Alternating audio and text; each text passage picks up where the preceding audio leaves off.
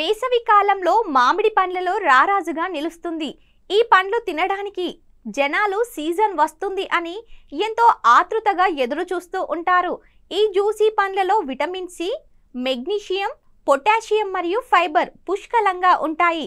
మామిడిని ఆరోగ్యకరమైన పండ్లలో ఒకటిగా పరిగణించినప్పటికీ ఇది ఎక్కువగా తింటే అనారోగ్య సమస్య తప్పదన్న నమ్మకం కూడా ఉంది. మామిడి పండ్లు తింటే కొందరికి మొటిమలు వస్తాయన్నది నిజమేనా? కృత్రిమంగా మందులతో పండించిన మామిడి కంటే సహజంగా పండించిన సేంద్రియ మామిడిని తినాలని గుర్తుంచుకోండి. అదే మీకు అసలైన రుచిని ఇస్తుంది.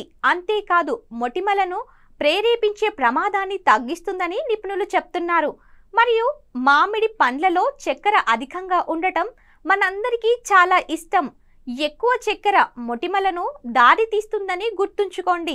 కాబట్టి మీ మామిడి పండ్లను మితంగా తినడం మంచిది.